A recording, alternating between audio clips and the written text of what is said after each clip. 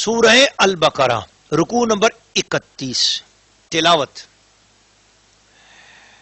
لا جناح عليكم من طلقتم النساء ما لم تمسوهن أو تفرضوا لهن فريضة ومتعوهن على الموسع قدره وعلى المقتر قدره متاعا بالمعروف حقا على المحسنين وإن طلقتموهن من قبل أن تمسوهن وقد فرضتم لهن فريضة فنصف ما فرضتم إلا أن يعفون أو يعفو الذي بيده عقدة النكاح وأن تعفوا أقرب للتقوى ولا تنسوا الفضل بينكم إن الله بما تعملون بصير حافظوا على الصلوات والصلاة الوسطى وقوموا لله قانتين فإن خفتم فرجالا أو ركبانا فإذا أمنتم فاذكروا الله كما علمكم ما لم تكونوا تعلمون والذين يتوفون منكم ويذرون أزواجا وصية لأزواجهم متاعا إلى الحول غير إخراج فإن خرجنا فلا جناح عليكم فيما فعلن في أنفسهن من معروف والله عزيز حكيم وللمطلقات متاع بالمعروف حقا على المتقين كذلك يبين الله لكم آياته لعلكم تعقلون سورہ البقرہ رکوع نمبر 31 ترجمہ کنز الایمان تم پر کچھ مطالبہ نہیں تم عورتوں کو طلاق دو جب تک تم نے ان کو ہاتھ نہ لگایا ہو یا کوئی مہر مقرر کر لیا ہو اور ان کو کچھ برتنے کو دو مقدور والے پر اس کے لائق اور تنگ دست پر اس کے لائق حسب دستور کچھ برتنے کی چیز یہ واجب ہے بھلائی والوں پر اور اگر تم نے عورتوں کو بے چھوئے طلاق دے دی اور ان کے لیے کچھ مہر مقرر کر چکے تھے تو جتنا ٹھہرا تھا اس کا آدھا واجب ہے مگر یہ کہ عورتیں کچھ چھوڑ دیں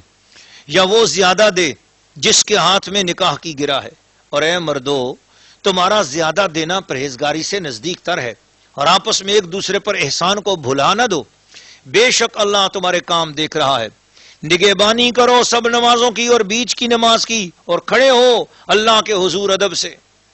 پھر اگر خوف میں ہو تو پیادہ یا سوار جیسے بن پڑے پھر جب اطمینان سے ہو تو اللہ کی یاد کرو جیسا اس نے سکھایا جو تم نہ جانتے تھے اور جو تم میں مریں اور بیبیاں چھوڑ جائیں وہ اپنی عورتوں کے لیے وصیت کر جائیں سال بھر تک نان نفقہ دینے کی بے نکالے پھر اگر وہ خود نکل جائیں تو تم پر اس کا مواخذہ نہیں جو انہوں نے اپنے معاملے میں مناسب طور پر کیا اور اللہ غالب حکمت والا ہے اور طلاق والیوں کے لیے بھی مناسب طور پر نان و نفقہ ہے یہ واجب ہے پرہیزگاروں پر اللہ یوں ہی بیان کرتا ہے تمہارے لیے اپنی آیتیں کہ کہیں تمہیں سمجھ ہو سورہ البقرہ رکوع نمبر 31 تفسیر ناظرین و ناظرات اور سامعین و سامعات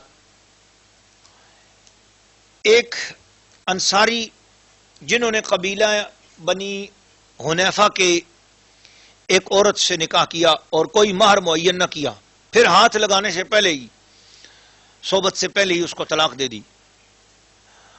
تو اس کے بارے میں یہ اس رکوع کی پہلی آیات نازل ہوئی تو اس سے معلوم یہ ہوا کہ جس عورت کا مہر مقرر نہ کیا ہوا ہو اگر اس عورت کو ہاتھ لگانے سے پہلے ہی طلاق دی تو مہر لازم نہیں ہاتھ لگانے سے مجامعت مراد ہے اور خلوت صحیحہ اسی کے حکم میں یہ بھی معلوم ہوا کہ بے ذکر مہر بھی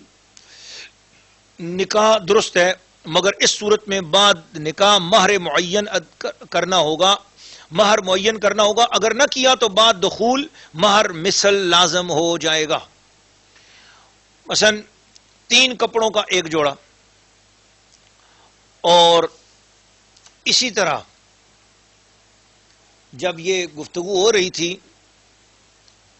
طلاق کے حوالے سے تو بیچ میں عصر کی نماز کی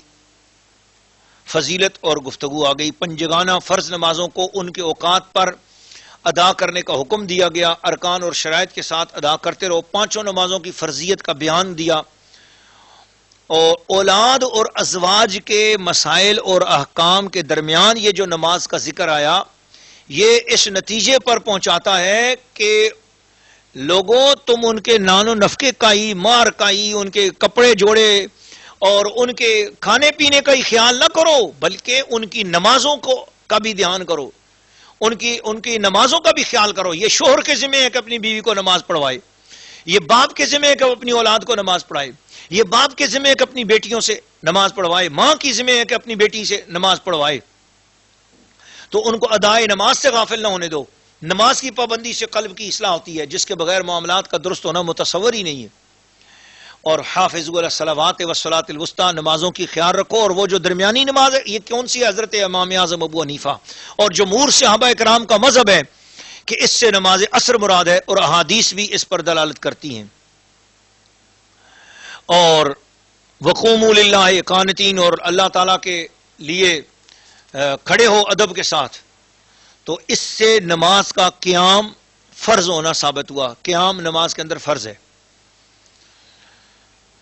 ناظرین و ناظرات اور سامعین و سامعات، آج ہمارے گھروں کے اندر ماحول اسی لیے پریشان کن ہو رہے ہیں کہ ہم لوگوں نے نماز کی اہمیت اپنے گھروں میں کم کر دی ہے۔ یہ میری گفتگو کو سننے والے ناظرین و ناظرات، میں آپ سے مخاطب ہوں، آپ ذرا متوجہ ہو جائیں پلیز۔ میں آپ سب سے پوچھتا ہوں، یہ بتائیں آج کتنی نمازیں کس کس نے پڑھی ہیں؟ بتائیے۔ جن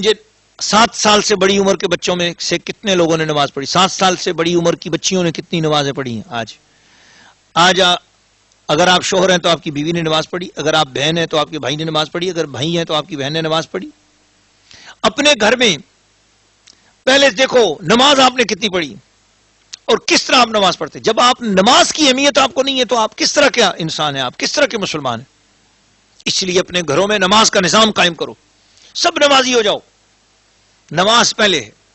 نماز کی طرف دھیان کرو۔ جب نماز کی طرف دھیان کرو گے تمہارے ماحول کے اندر بھی برکت ہو جائے گی۔ اپنے من میں ڈوب کر پا جا سراغ زندگی، تو اگر میرا نہیں بنتا نہ بن، اپنا تو بن۔ پانی پانی کر گئی مجھ کو قلندر کی یہ بات، تو جھکا جب غیر کے آگے نہ تن تیرا نہ من۔ ابتدائے اسلام میں بیوہ کی عدت 1 سال کی تھی۔ 1 سال کامل وہ شوہر کے یہاں رہ کر نان نفقہ پانے کی مستحق ہوتی تھی۔ پھر 1 سال کی عدت تو یتربصن بانفسہن 4 اشہر وعشرا، اس سے منسوخ ہو گئی،